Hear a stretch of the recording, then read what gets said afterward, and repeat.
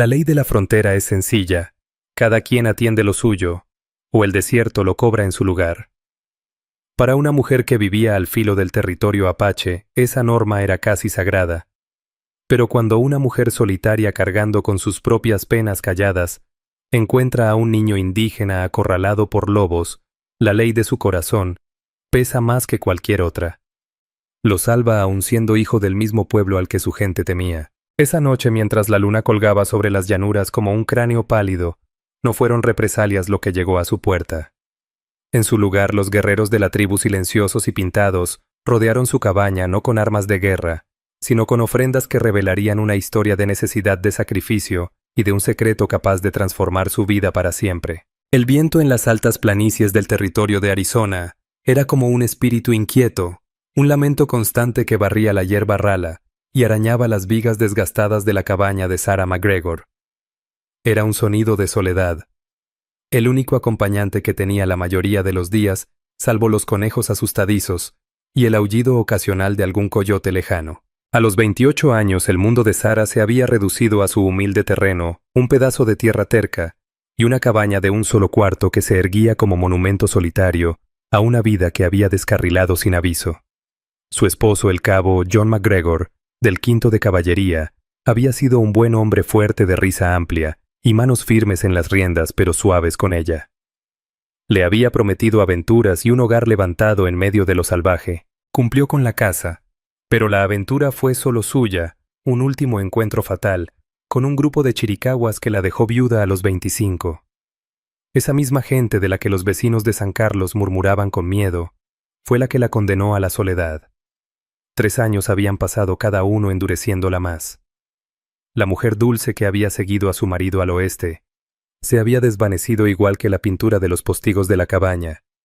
En su lugar quedaba alguien hecha de pura resistencia. Sus manos antes finas y acostumbradas al bordado estaban ahora ásperas y firmes, tan diestras para despellejar un conejo como para recargar el Winchester apoyado junto a la chimenea. Su rostro enmarcado por mechones de cabello castaño aclarado por el sol que escapaban de su moño, era un mapa de dolor y fortaleza. Sus ojos azules cargaban la tristeza infinita del cielo abierto. Ya casi no iba a San Carlos. Las miradas de lástima de las mujeres y las torpes condolencias de los hombres eran como sal en carne viva. Para ellos era solo una viuda perdida en la frontera. No veían la fuerza callada que había forjado en el crisol de la soledad. No entendían que el silencio de la pradera era su refugio, el único lugar donde los fantasmas de su pasado podían hablar sin ser ahogados por palabras huecas. Su único visitante frecuente era Jedediah Stone, un viejo trampero que pasaba 2 veces al año con sus mulas cargadas de pieles y chismes del mundo más allá. Había conocido a John y sus visitas eran un ritual de silencios compartidos y café fuerte hecho en casa. Aquella tarde el sol era un martillo implacable golpeando la tierra reseca. Sarah revisaba sus trampas, sus botas de cuero gastadas levantando nubes de polvo rojo. El calor ondulaba en el horizonte, haciendo que las montañas Dragoon parecieran bailar. Era un día más con el mismo compás lento de tareas dictadas por el sol y las estaciones, hasta que llegó un sonido distinto. No era el viento, ni el chillido de un halcón. Era un sonido que no encajaba en su rutina de supervivencia, el grito desesperado de un niño. Alzó la cabeza de golpe su mano yendo instintivamente al Colt que llevaba al cinto. El llanto venía de un peñasco a menos de medio kilómetro de la cabaña, una espina de granito, que sobresalía de la llanura como hueso roto. Su corazón, que creía dormido, comenzó a golpearle con fuerza, un tambor frenético en medio del silencio. Los niños eran raros allí, un tesoro frágil que ella no había vuelto a tener desde la pérdida de su propia hija, nacida muerta 1 año antes de que John cayera. Otro fantasma en aquella cabaña solitaria. La cautela peleaba con un instinto feroz antiguo que no sentía hacía años. Estaba en tierras apaches. Un niño solo podía ser una trampa, un señuelo de guerreros escondidos. John le había contado historias de esas tretas, pero el llanto volvió a sonar y no había engaño en él. Era terror puro, un filo que le atravesaba la razón y despertaba la punzada fantasma de unos brazos vacíos de madre. Tomó el revólver, su peso familiar, un consuelo frío en la mano, y avanzó con pasos calculados hacia el sonido. Cuanto más se acercaba otro ruido se mezclaba con los sollozos, los gruñidos graves de una manada de lobos. Sintió que la sangre se le helaba. Lobos hambrientos tras la larga sequía eran un peligro constante. Para un niño significaban una sentencia de muerte. Al subir una pequeña loma los vio. Un muchacho de apenas 5 o 6 años estaba acorralado en una grieta de la roca. Su cara era una máscara de tierra y lágrimas. Su cuerpecito moreno apenas cubierto con un taparrabo. Era Apache. La pluma trenzada en su cabello negro y las cuentas en sus mocasines lo delataban. Blandía un cuchillo de madera tosca inútil frente a los 4 lobos grises que lo cercaban. Sus fauces amarillas enseñaban los colmillos. Sus ojos voraces fijos en la presa. Por un segundo Sara se quedó paralizada. Era hijo de sus enemigos del pueblo que le había arrebatado todo. La ironía amarga le supo a ceniza. Cada instinto de supervivencia le gritaba dar la vuelta, dejar al niño a su suerte, permitir que la tierra se cobrara lo suyo. Era la ley de la frontera. Pero los ojos del niño se encontraron con los suyos. En esa mirada oscura y aterrada, no vio a un apache. No vio a un enemigo. Vio a un niño pequeño, indefenso, a punto de ser destrozado. Vio también el espectro de su propia hija perdida, los que habría pasado, y los quizá que eran los fantasmas más crueles de su memoria. Al demonio con la ley de la frontera. Un grito áspero y profundo brotó de su garganta, un rugido de furia pura. «Aléjense de él», gritó, y los lobos, sorprendidos por la irrupción, volvieron la mirada hacia ella. El macho alfa grande, con el hocico marcado por cicatrices y ojos astutos y malignos, dio un paso al frente con un gruñido bajo que vibraba en su pecho. Sara no dudó. Alzó el revólver, el martillo ya montado, y disparó. El estruendo rompió la calma de la tarde, un golpe seco y violento en medio del drama silencioso. La bala dio en el hombro del alfa, que aulló retrocediendo tambaleante. Los demás, desconcertados por el disparo y la herida de su líder, vacilaron. Sara disparó de nuevo, esta vez al suelo frente a ellos, levantando polvo y fragmentos de piedra. Eso bastó. El alfa gimió, cojeando se alejó y la manada, con el valor roto, lo siguió, fundiéndose de nuevo en el paisaje con la misma rapidez con que había aparecido. El silencio volvió profundo, interrumpido solo por los sollozos entrecortados del niño. Sara permaneció de pie un largo instante. El Colt, aún alzado su pecho, subía y bajaba agitado. El olor a pólvora flotaba pesado en el aire ardiente. Poco a poco bajó el arma. Sus ojos se fijaron en la pequeña figura encogida entre las rocas. Guardó el revólver y se acercó con cautela. Sus manos extendidas en señal de paz. «Está bien», dijo con voz más suave de lo que esperaba, ronca por el desuso. «Ya se fueron. Estás a salvo». El niño se encogió al verla acercarse, presionándose más contra la grieta. Sus ojos oscuros, brillantes de lágrimas contenidas, la miraban con una mezcla de miedo y desconcierto. Temblaba como una hoja en el viento. «No voy a hacerte daño», murmuró Sara, manteniendo la voz baja y firme. Se arrodilló a unos pasos, haciéndose más pequeña, menos amenazante. Ahora pudo ver la herida en su pierna, una mordida de lobo demasiado cerca. La sangre brotaba lentamente, manchando la piedra bajo él. El niño no dijo palabra, solo la observaba. Su pecho subía y bajaba con respiración corta y rápida. El silencio era un muro entre ambos, tan sólido como las rocas que los rodeaban. Sara comprendió que no podía dejarlo ahí. Estaba herido solo, y a kilómetros de cualquier campamento de los suyos. Los lobos podían volver, o peor aún, el calor y la fiebre acabarían con él. La decisión se formó antes de pensarlo, lo llevaría a su cabaña. «Vamos», dijo despacio, extendiendo la mano. «Hay que curar esa pierna». El niño retrocedió, rechazando su gesto. Su miedo era palpable. Era un hijo del monte criado para temer a los suyos, a los invasores blancos que habían tomado sus tierras y sus vidas. Para él ella era el monstruo de las historias de su pueblo, y tenía un palo de fuego que tronaba como el trueno. Sara soltó un suspiro largo, cansado. No sería sencillo. Pero al verlo aterrado, un instinto protector que creía muerto desde la pérdida de su hija le ardió en el pecho. No iba a dejarlo. No podía. Ya no era solo una viuda resistiendo al borde del mundo. Era una mujer que había enfrentado a una manada de lobos por un niño que debía ser su enemigo.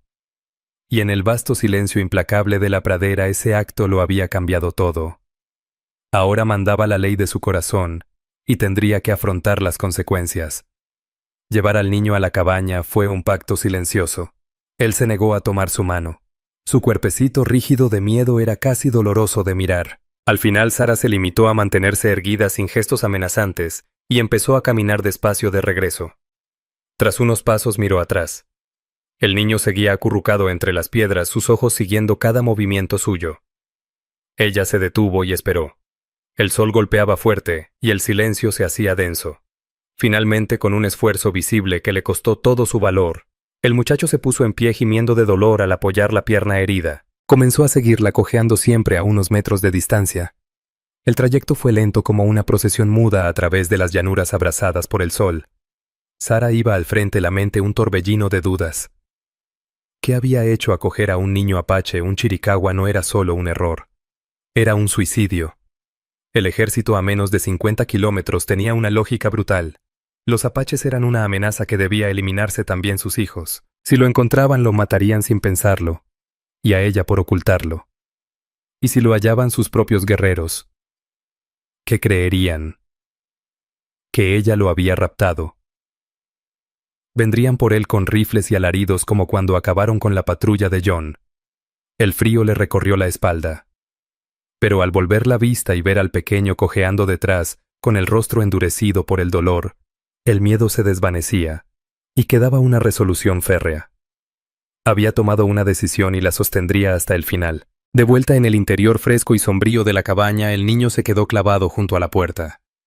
Sus ojos muy abiertos recorrían con asombro el mundo extraño de una casa de mujer blanca, la mesa robusta con sus sillas, la cama de hierro cubierta con una colcha de retazos. La estufa de hierro, los estantes alineados con frascos y latas. Era un universo distinto al de los jacales y el cielo abierto de su gente. Sara no le dio importancia a su temor, ni a su maravilla, se movía con la calma adquirida por la costumbre. Avivó el fuego en la chimenea para calentar una olla con agua. Sus gestos eran tranquilos y precisos.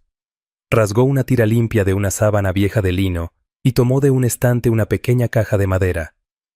Dentro estaban sus escasos remedios, un frasco de ungüento de hierbas de olor fuerte que le había dado Jedediah, una aguja con hilo y una botella de whisky medio vacía. «Ven acá», dijo con suavidad, dando unas palmadas en la silla de madera.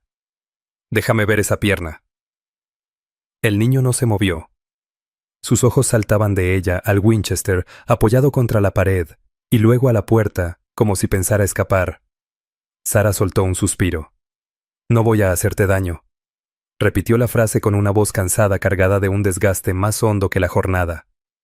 «Esa mordida hay que limpiarla o te dará fiebre». «¿Sabes lo que es la fiebre?», imitó un escalofrío y pasó la mano por su frente. No estaba segura si entendía sus palabras, o solo los gestos. Pero la mención de la fiebre pareció hacerle sentido. Seguramente ya había visto cómo podía derribar a un guerrero fuerte hasta dejarlo delirando y moribundo. Lento, con desconfianza, se acercó cojeando a la silla. Tras una pausa se sentó en la orilla rígido, como si en cualquier instante fuese a salir corriendo. De cerca ella lo observó mejor, era delgado, aunque no desnutrido, su cuerpo pequeño pero firme. Su piel tenía el color del cobre pulido, y su cabello caía como un manto de seda negra. Pero lo que más la atrapó fueron sus ojos. Eran ojos viejos en un rostro infantil, oscuros y hondos, cargados de una tristeza demasiado grande para su corta edad. Había visto cosas, comprendió Sara, cosas que ningún niño debería ver jamás. «Me llamo Sara», dijo en voz baja, arrodillándose mientras sumergía la tela en el agua tibia. «Sara McGregor». Él no respondió, la mandíbula firme en una línea terca. Su silencio, entendió, no solo era miedo. Era un desafío consciente, un escudo contra ella y contra su mundo. «No sé tu nombre», continuó con un murmullo mientras limpiaba despacio la herida. «Así que tendré que llamarte de alguna manera. Te llamaré Nodin». En la lengua de una tribu de donde ella venía significaba viento. Le pareció adecuado para el espíritu salvaje e indomable que percibía en él. El niño se estremeció al sentir la tela tibia en su piel, pero no se apartó. La miraba fijo con esos ojos oscuros mientras ella limpiaba con cuidado los desgarrones de su carne. La mordida era profunda, con 2 desgarros serios. Había que coserla. «Esto va a doler», le advirtió mostrando la aguja. Bebió un trago de whisky, y luego vertió unas gotas sobre la herida. El pequeño soltó un silbido agudo de dolor. Sus manos se aferraron a la silla hasta que los nudillos se le pusieron blancos, pero no lloró. El respeto de Sara hacia él creció. Tenía más valor que muchos hombres adultos que había conocido. Trabajó rápido. Puntadas pequeñas y firmes. Una habilidad aprendida al remendar ropa y mantas de caballo, ahora servía para carne humana. El niño permaneció rígido con la vista perdida más allá de las paredes de la cabaña. Era como si hubiera huido dentro de sí mismo a un rincón donde nada de eso podía alcanzarlo. Cuando terminó, cubrió la herida con el ungüento espeso y penetrante, y la envolvió fuerte con la tela restante. Listo, dijo echándose atrás sobre los talones. Así aguantará. Se levantó y fue a la estufa. Su cuerpo dolía con un cansancio físico y emocional. Sirvió un poco de caldo de conejo de la olla que hervía, y lo vertió en un cuenco. Ella apenas había comido en el día, pero su hambre no importaba. Colocó el tazón en la mesa frente al niño con una cuchara de madera. Él miró el guiso, y luego a ella con un rostro imposible de leer. No probó bocado. Tienes que comer, lo animó Sara, para que recuperes fuerzas. Aún así él no quiso. No había pronunciado palabra desde que entró a la cabaña, su silencio era una muralla infranqueable. Sara sintió un nudo de frustración. Le había salvado la vida, curado la herida, dado comida y techo. ¿Qué más podía esperar de ella? Exhausta dejó de insistir. Tomó un cuenco para sí y se sentó al otro extremo de la mesa comiendo en silencio. Solo se oía el raspar de la cuchara en el tazón y el chisporroteo del fuego en la chimenea. El niño Nodín, como ella lo había nombrado, seguía inmóvil como piedra con sus manitas recogidas en el regazo. La oscuridad cayó lanzando sombras danzantes por la cabaña, y una nueva tensión se instaló en el ambiente. Sara era consciente del abismo que había entre ellos, un vacío cultural imposible de ignorar, un abismo tan hondo y ancho como el Gran Cañón. Tenía en su hogar a un niño chiricahua apache, hijo del pueblo, que había matado a su esposo. La realidad de lo que estaba haciendo le cayó encima con todo su peso. Preparó su propio catre sencillo en un rincón de la habitación, moviéndose despacio y con cuidado. Luego extendió una manta extra sobre el piso, cerca del fogón, lo bastante alejada de su cama, pero próxima al calor del fuego.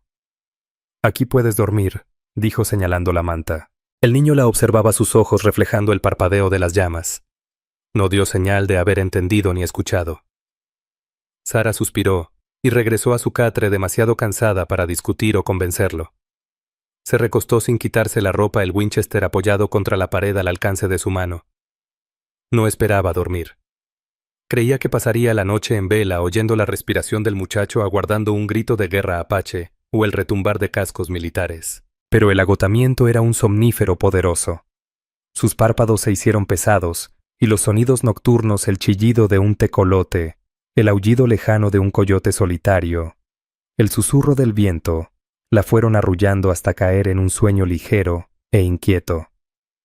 Sus sueños eran un enredo de colmillos de lobo y la sonrisa de su esposo. La despertó más tarde un ruido. No era el viento ni un animal.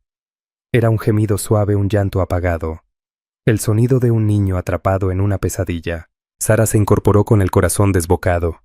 El fuego se había consumido hasta quedar en brasas rojas, y la cabaña estaba bañada en un resplandor anaranjado. El pequeño se agitaba sobre la manta, su cuerpo retorcido.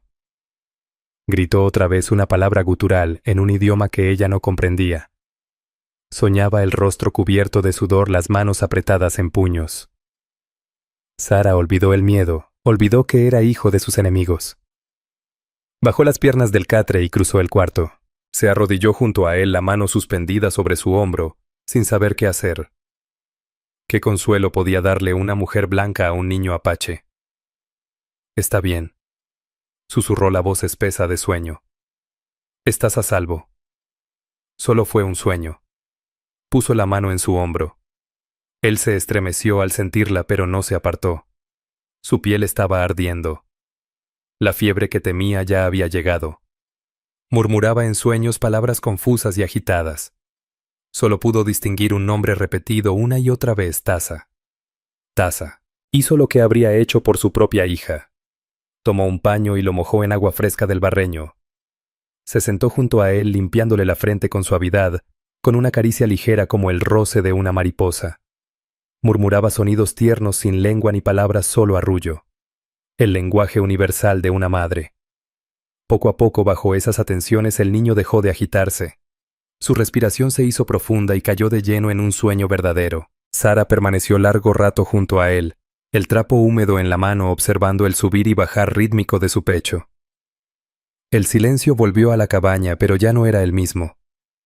Ya no era la soledad pesada de su duelo. Era un silencio compartido. Un silencio habitado por otra vida pequeña y frágil, confiada por un momento a sus cuidados. Cuando el primer resplandor del amanecer tiñó de gris el cielo del este, Sara miró al niño dormido. Su rostro estaba sereno, y dentro de ella algo se movió con fuerza. El odio acumulado por 3 años, el rencor contra quienes le arrebataron a su marido, empezaba a deshacerse. En su lugar nacía otra cosa, algo que aún no podía nombrar. Solo sabía que ese niño callado, arrancado de las fauces de los lobos, también la había salvado de las fauces de su propio dolor. Y le daba miedo lo que vendría después. Los 2 días siguientes pasaron entre fiebre y silencios vigilantes. El muchacho Nodin caía y volvía del delirio. Su cuerpecito temblaba a pesar del calor sofocante. Sara no se apartaba de su lado. Le refrescaba la cara, y el cuello con agua, le daba sorbos de té de corteza de sauce, un remedio que Jedediah le había enseñado. Le humedecía los labios agrietados y cambiaba las vendas de su pierna roja e inflamada. A veces él la rechazaba perdido en el delirio, viéndola como enemiga. En sus momentos lúcidos, solo la miraba. Sus ojos oscuros reflejaban un cansancio enorme. Seguía sin hablar, su silencio era un voto obstinado. Sara, en cambio, no callaba. Llenaba la cabaña con su voz. Le contaba de su vida antes de la frontera de las colinas verdes de Ohio, donde creció. De su padre médico, y de su madre que cultivaba las rosas más hermosas. Hablaba de John, no de su muerte, sino de su risa fuerte, de cómo tarareaba desafinado mientras reparaba una cerca. Le habló de su hija nacida muerta, un secreto que jamás había pronunciado en voz alta, y que ahora dejaba escapar al aire sofocante de la cabaña. No sabía si él comprendía, pero parecía escuchar con la vista fija en su rostro. Era como si absorbiera sus historias, su dolor, su esencia entera. Y en esa confesión Sara sintió que algo dentro de ella se aligeraba, una presión que no había notado hasta entonces, se liberaba. Los fantasmas de su pasado seguían ahí, pero ahora tenían un testigo. Al tercer día la fiebre cedió. Sara despertó y encontró a Nodin sentado sobre su manta, los ojos claros y atentos. Seguía débil, pero el delirio había desaparecido.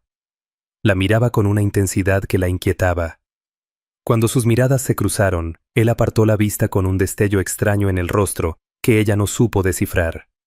Más tarde, esa misma mañana, aceptó un tazón de caldo ligero, la primera comida en días.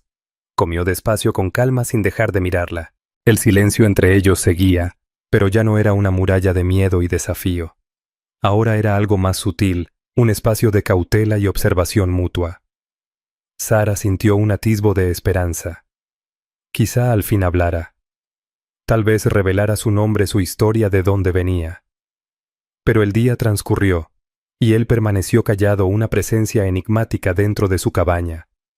La frágil tregua se rompió en la tarde con el ruido de cascos acercándose. No era un jinete solitario como Jedediah. Era el golpeteo rítmico de varias monturas, firme y decidido caballería. El corazón de Sara se le subió a la garganta. Corrió a la ventana y miró por una rendija de la contraventana. 4 soldados se acercaban, sus uniformes azules, un contraste hostil contra el marrón y verde del llano. Venían del fuerte y se dirigían derecho a su casa. «Agáchate», le susurró al niño con urgencia. «Y no hagas ruido». Nodin, al ver el miedo genuino en su rostro, se arrastró hasta esconderse bajo el catre, jalando la colcha para cubrirse. Sara respiró hondo, tratando de calmar el golpeteo desbocado de su corazón. Se alisó el cabello, acomodó el delantal y endureció su expresión hasta volverla una máscara tranquila. Abrió la puerta justo cuando los jinetes se detenían en una nube de polvo. El que iba al frente era el sargento Miles Corrigan, de cuerpo ancho, cara enrojecida y ojillos desconfiados. Era un hombre que disfrutaba de la autoridad que le daba el uniforme, y más de una vez tras la muerte de John, Había intentado acercarse a Sara con intenciones indeseadas. Ella lo despreciaba. «Tardes, señora MacGregor», dijo Corrigan dejando que su mirada recorriera su figura un poco desaliñada. «Un poco lejos para una visita social, lo sé. Solo estamos de patrulla». Sargento, contestó Sara con voz fría y serena. «¿En qué puedo ayudarle?» «Buscamos a un prófugo», dijo Corrigan al desmontar. Los otros 3 permanecieron montados. Sus rifles descansaban flojos en el regazo, los ojos atentos al horizonte. Un mocoso apache se salió de la reserva de San Carlos hace unos días. Un niño de unos 6 años. No ha visto nada raro. La sangre de Sara se heló. No podía mostrarlo. «Lo único que veo aquí es polvo y conejos», sargento dijo, sin que su voz delatara el torbellino dentro de ella. «Usted sabe eso». Corrigan entrecerró los ojos. Dio un paso más cerca, invadiendo su espacio. «Lo curioso», dijo en tono bajo y conspirador, «es que lo rastreamos hasta aquí». Movió la cabeza hacia el lugar donde Sara había encontrado a Nodin, casi como si alguien lo hubiera recogido. Sara sostuvo su mirada, el corazón golpeándole fuerte. Sentía la presencia del niño bajo la cama, escondido y aterrado. «Si un chamaco anduviera solo por aquí, sargento, los lobos se lo habrían comido mucho antes de que yo lo viera». «Tal vez», contestó Corrigan, poco convencido. Sus ojos se metieron tras ella, queriendo escudriñar el interior de la cabaña. «¿Estás sola aquí, Sara?» «No es seguro. Una mujer sin compañía». Usó su nombre con una familiaridad que le revolvió el estómago. «Yo podría encargarme de revisar el interior, asegurarme de que todo esté bien». La amenaza era clara. Pretendía usar su rango para intimidarla, para forzar su entrada y su voluntad. La Sara de antes quizás se habría achicado. Pero la mujer que había enfrentado a una manada de lobos ya no se dejaba intimidar tan fácil. «Soy perfectamente capaz de cuidar mi casa, sargento». Su voz sonó cortante y fría como filo de navaja. «Mi esposo me enseñó a usar un rifle, y soy muy buena tiradora. Y ahora, si me disculpa, tengo cosas que hacer». Intentó cerrar la puerta, pero Corrigan interpuso la mano. Su rostro se enrojeció de ira ante el rechazo. «Más te vale recordar quiénes son tus amigos, Sara», gruñó. «Hay una recompensa por ese mocoso apache. $50. Mucho dinero para una viuda solitaria». Las palabras quedaron suspendidas, una insinuación repugnante. Creía que ella lo escondía por dinero. La idea era tan grotesca, tan absurda, que Sara soltó una carcajada incrédula. «Lárguese de mis tierras», sargento dijo con voz peligrosamente baja. Corrigan la miró fijo un largo rato. Sus ojillos brillaban de malicia. No estaba acostumbrado a que lo desafiara nadie, menos una mujer. Pero en sus ojos encontró un destello de acero duro, imposible de quebrar. Y dudó. Era un abusón, y como todos los abusones también era cobarde. Con una mueca de desprecio dio media vuelta y montó de nuevo su caballo. «Tenlo por tu cuenta, viuda», escupió con desprecio. «Pero cuando los Chiricahua toquen a tu puerta, no vengas llorando al ejército de los Estados Unidos». Clavó las espuelas en su caballo y salió disparado, seguido de sus hombres, dejando a Sara envuelta en una nube de polvo y con una furia impotente que le ardía en el pecho. Cerró la puerta de golpe, el estruendo resonando como eco de su tormento interior. Se recargó contra la madera, temblando con los nudillos blancos de tanto apretarlos. Pasó un momento eterno antes de que un leve crujido rompiera el silencio. Nodin salió arrastrándose de debajo de la cama. Sus ojos aún estaban llenos de miedo, pero también de algo más, una comprensión naciente. Tal vez no entendió todas las palabras, pero sí captó el tono, la amenaza, el peligro. Supo que ella lo había defendido. Se quedó de pie frente a ella, una figurita callada en medio de la habitación. La miró luego, miró la puerta y volvió a verla. Y entonces, por primera vez desde que Sara lo rescató, habló. Su voz fue un susurro apenas audible, pero llenó la cabaña como un trueno. «Taza», dijo señalándose a sí mismo. Sara lo contempló, el corazón detenido en un salto. «Taza». Era el mismo nombre que había gritado en sus delirios febriles. Su nombre. El niño avanzó un paso tímido hacia ella. Extendió su mano pequeña y dudosa para tocarle el brazo. Ese gesto frágil de confianza lo cambió todo. Fue un puente tendido sobre el abismo de miedo y odio que había separado a sus pueblos durante generaciones. Desde ese instante, ya no era solo un niño apache al que había rescatado. Era Taza. Y ella dejó de ser simplemente una viuda solitaria, escondida del mundo. Ahora era su protectora. Y lo cuidaría de hombres como el sargento Corrigan, de cazadores de recompensas de cualquiera que intentara arrebatárselo, costara lo que costara. El nombre del niño era Taza. Esa revelación susurrada como un secreto había roto el silencio que definía su frágil convivencia. Era un inicio. Una semilla de confianza en el terreno árido de su aislamiento compartido. En los días siguientes Taza siguió siendo un niño de pocas palabras. Pero la opresión del mutismo había desaparecido reemplazada por una conexión vacilante que empezaba a nacer. Comenzó a seguirla mientras hacía sus quehaceres como una sombra discreta con esos ojos oscuros, observando cada movimiento suyo con una inteligencia inquietante. La veía amasar pan, remendar ropa, revisar la cerca, limpiar el rifle. Fue aprendiendo sus rutinas, el compás tranquilo de su vida solitaria. Una tarde señaló el Winchester recargado contra la pared. «Go, sir», dijo con voz suave. Sara se sobresaltó comprendiendo que era la palabra apache para rifle. Luego señaló el sartén sobre la estufa. Taza. Plato. Él le estaba enseñando tendiendo un puente entre sus mundos palabra por palabra. Sara a su vez señalaba el objeto y repetía en inglés, rifle. Plate. Se volvió un juego entre ambos, un intercambio silencioso de lengua y saber que llenaba las largas y calurosas tardes. Descubrió que Taza era un observador nato de la naturaleza.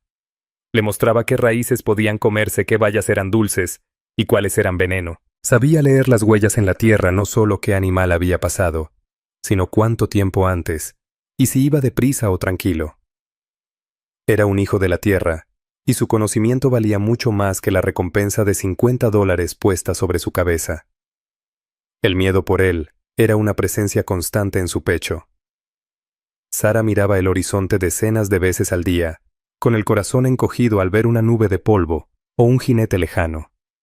Sabía que Corrigan no olvidaría su desafío. Ese hombre guardaba rencor, y $50 eran un gancho poderoso para cualquier desesperado del territorio. Desde entonces, Sara cerraba la puerta con tranca por las noches y mantenía el Winchester aún más cerca. Una tarde más o menos, una semana después de la visita de Corrigan, llegó Jedediah Stone. Sus 2 mulas cargadas con pieles de castor y zorro lucían tan agotadas como el viejo trampero. Jedediah era un hombre moldeado por la roca y la madera de la frontera. Su rostro era un mapa de arrugas curtidas por el sol, y sus ojos de un azul deslavado recordaban al cielo de invierno. Había sido amigo de John y sus visitas eran un ancla cálida hacia un mundo que Sara casi había olvidado. Lo vio venir desde lejos y su primer impulso fue esconder a Taza, pero enseguida desechó la idea. Jedediah no era como los demás. Había vivido entre las tribus en su juventud, hablaba fragmentos de varias lenguas nativas y guardaba un respeto poco común hacia los apaches. Si no podía confiar en Jedediah, no podía confiar en nadie. Lo recibió afuera con una taza de café ya lista en la mano. Jedediah dijo con voz cálida sincera: «Eres un alivio para estos ojos cansados». Sara, gruñó él desmontando con pesadez. Tomó la taza y bebió hondo con los ojos arrugándose en un destello de humor. «Sigues haciendo el mejor café del territorio», soltó. Su mirada se deslizó hacia la puerta de la cabaña donde Taza asomaba medio escondido observando al hombre gigantesco. Los ojos de Jedediah, casi siempre llenos de cansancio divertido, se afilaron con un foco intenso. No parecía sorprendido, pero un aire sombrío se posó en sus facciones. «Parece que tienes compañía», dijo con voz baja. «Su nombre es Taza», respondió Sara con sencillez. «Lo encontré. Los lobos lo tenían acorralado». Jedediah asintió despacio sin apartar la vista del niño. Chiricahua dijo. No era una pregunta. Avanzó despacio hacia la cabaña. Sus pasos eran calculados sin mostrar amenaza. Se detuvo a unos metros de Taza y con esfuerzo se arrodilló. Sus viejos huesos crujieron en protesta. «Yaate», murmuró Jedediah con voz grave. Era un saludo apache. Los ojos de Taza se abrieron de par en par. El muchacho lo miró fijo durante un buen rato, antes de devolverle un leve asentimiento casi imperceptible. Esa noche, mientras Taza dormía sobre su manta junto al fuego, Sara le contó todo a Jedediah. Los lobos, la fiebre, el sargento Corrigan con su recompensa, y aquel frágil lazo que apenas comenzaba a nacer con el niño silencioso. Jedediah escuchó sin interrumpir, sus manos nudosas aferradas a la taza de café, los ojos clavados en las llamas que chisporroteaban. Cuando ella terminó, permaneció callado mucho tiempo. «Te has metido en un buen lío», Sara dijo al fin con un tono pesado. «Más hondo de lo que imaginas». «¿Qué quieres decir?», preguntó ella nerviosa. Este niño, explicó Jedediah bajando la voz hasta un susurro. «No es solo Taza. Es hijo de Cochise». Sara lo miró con el alma helada. Ese nombre era una leyenda en todo el territorio, pronunciado siempre con una mezcla de respeto y temor. Cochise, jefe de los apaches Chiricahua, un líder brillante y temible, que había librado una guerra sangrienta durante años contra los blancos tras la traición del incidente Bascom.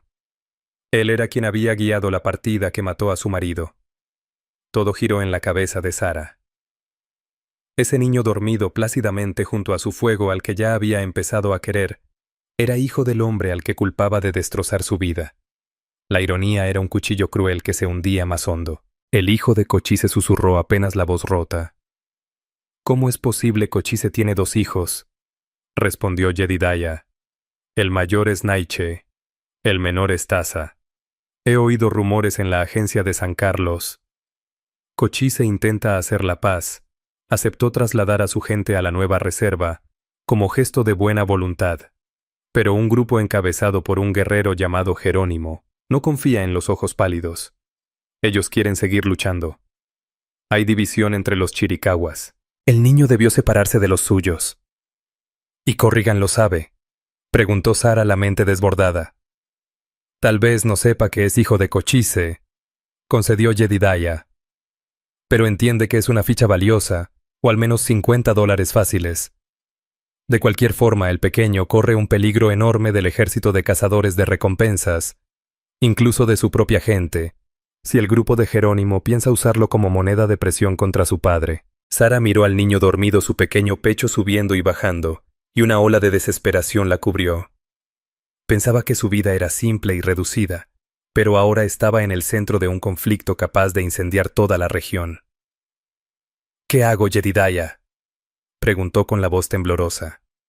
El viejo trampero la observó, sus ojos pálidos, llenos de triste sabiduría.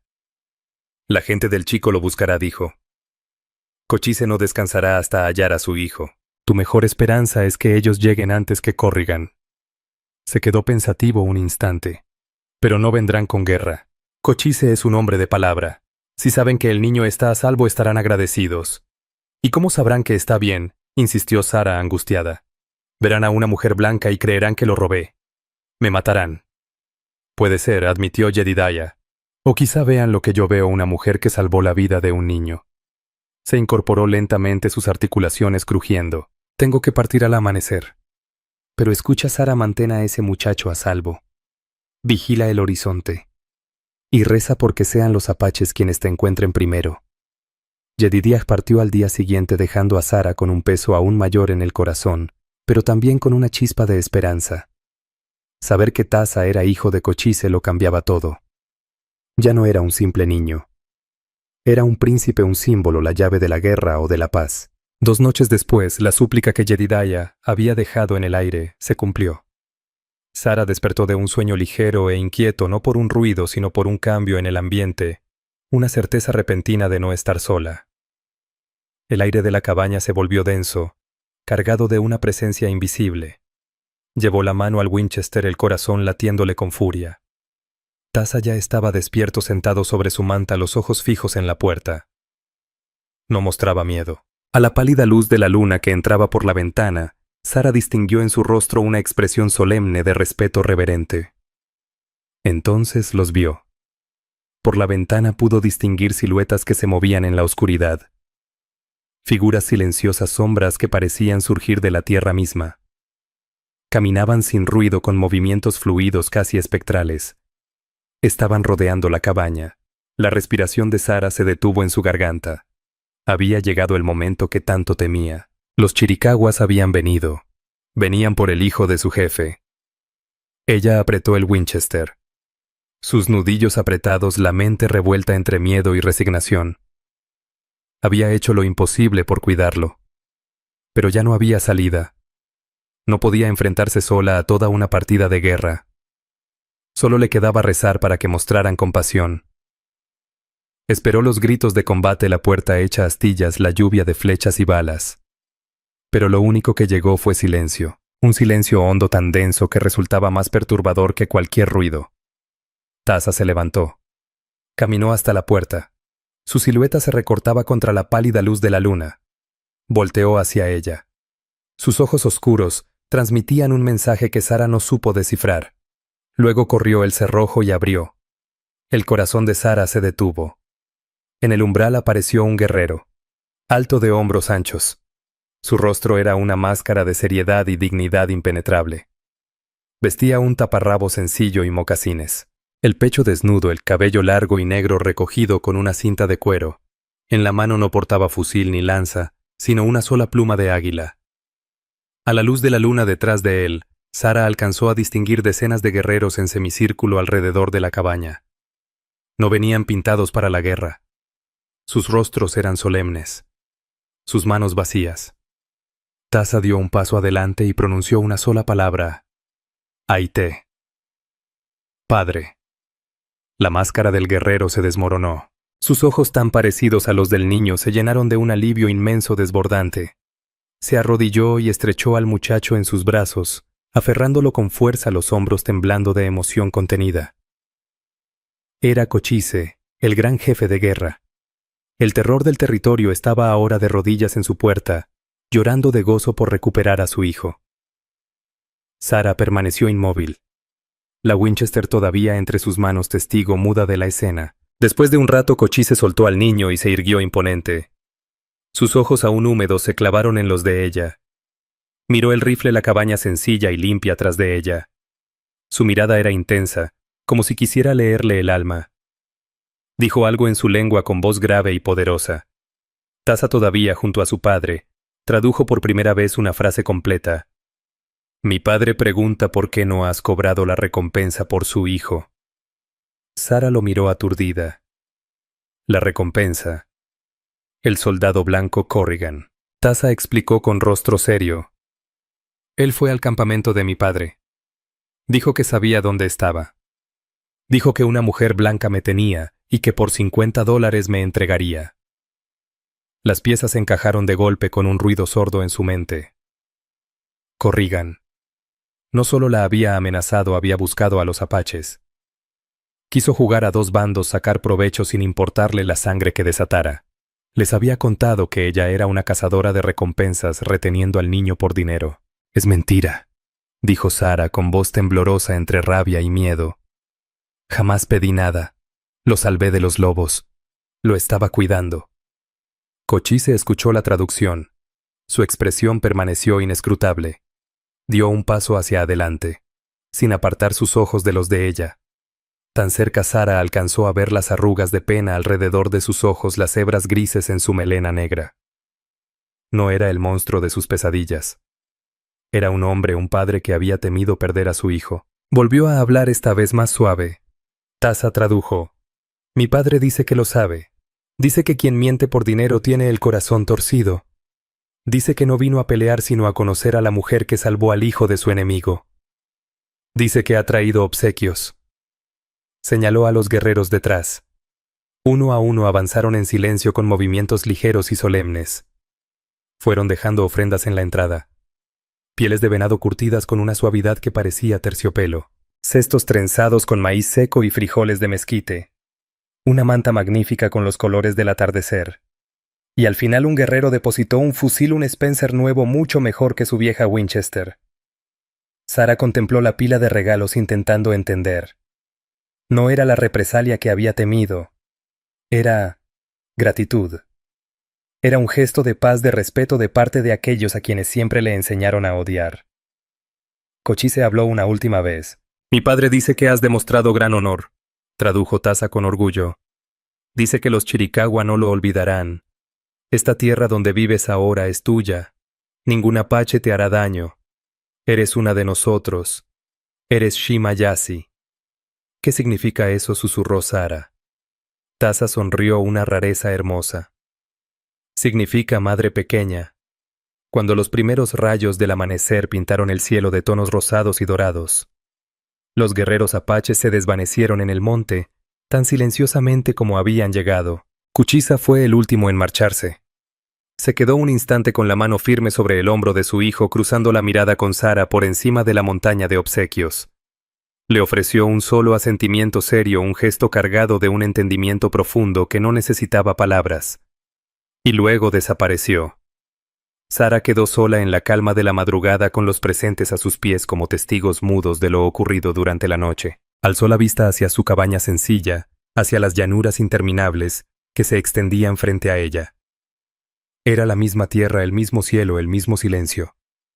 Pero todo se había transformado. Los fantasmas de su pasado seguían allí, aunque ya no tenían la fuerza de antes. El rencor que la había acompañado durante 3 años se había disuelto, reemplazado por algo distinto, frágil, algo que se parecía mucho a la esperanza. Había rescatado a un niño apache del ataque de unos lobos, y a cambio su pueblo la había rescatado a ella del desierto de su propia pena, entregándole un nuevo nombre, una identidad, un lugar en el mundo. Ya no era solo una viuda. Ahora era Shima Yashi, y por primera vez, en mucho tiempo, no estaba sola. En el corazón de una tierra marcada por la violencia y la desconfianza, un solo acto de compasión cambió las reglas de la supervivencia. Sarah McGregor, una mujer atrapada en su duelo, eligió ver en aquel niño no a un enemigo, sino a alguien indefenso que necesitaba ayuda. Al salvar a Tarsa no solo libró a un muchacho, también halló su propia redención, tendiendo un puente de humanidad, donde antes solo había odio. Su historia nos recuerda que los lazos más profundos suelen nacer en circunstancias inesperadas y que tener el valor de desafiar lo que dicta el mundo puede abrirnos un camino hacia la paz. Si este relato de valor, pérdida y redención te conmovió, regálanos un me gusta. Compártelo con quienes disfrutan de relatos del viejo oeste y susurra esta voz olvidada de la historia. Suscríbete a nuestro canal para más historias que mantienen viva la memoria del pasado. Tu apoyo nos ayuda a seguir compartiendo narraciones poderosas como esta.